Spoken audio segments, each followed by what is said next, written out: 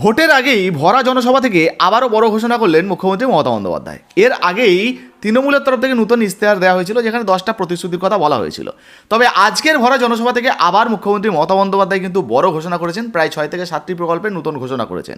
তো চলুন তিনি কি আপডেট দিয়েছেন, বাড়ি বানানোর টাকা থেকে শুরু করে লক্ষ্মী ভাণ্ডার বলুন, যুবসাথী বলুন, এই সমস্ত প্রকল্পে কি আপডেট দিয়েছেন এক এক করে আপনাদেরকে দেখিয়ে দিই, তারপরে আমরা বিস্তারিত আলোচনায় আসছি। আমি আগেরবার বলেছিলাম লক্ষ্মী ভাণ্ডার করব 2021-এ, মনে আছে? করেছিলাম। 500 টাকা দিয়ে শুরু হয়েছিল, আজকে 1500-1700 হয়েছে। আজকে বলে যায় লক্ষ্মীর ভাণ্ডার আজীবন চলবে। এটা আপনার সারা জীবনের, আপনার চিরকালের সাথী। যুবসাথী যারা পেয়েছেন এবং যারা পাননি, অ্যাপ্লিকেশন করেছেন, তারাও পেয়ে যাবেন, আর তাদের জীবিকার সন্ধান আমরা করে দিয়ে যাব। কন্যাশ্রী, শিক্ষাশ্রী, রূপশ্রী থেকে শুরু করে যত স্কিম চলছে, তপশিলি বন্ধু, জয় জোয়ার থেকে শুরু করে সব চলবে।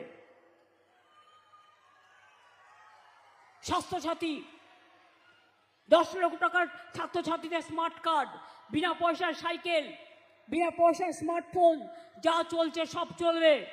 তাছাড়াও এবার আমরা আমাদের অঙ্গীকার বলছি, লক্ষ্মীর ভাণ্ডার চলবে, যুবসাথী চলবে, 105টা স্কিম চলবে, ক্ষেত মজদুররাও টাকা পাবে।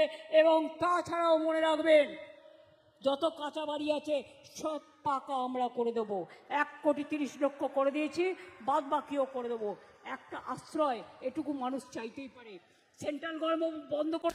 তো দেখতেই পেলেন বন্ধুরা, বাংলা আবাস যোজনার 1,20,000 টাকা থেকে শুরু করে লক্ষ্মী ভাণ্ডার প্রকল্প, যুবসাথী, এই ধরনের একাধিক প্রকল্প নিয়ে মুখ্যমন্ত্রী মমতা বন্দ্যোপাধ্যায় কিন্তু বড় ঘোষণা করেছেন।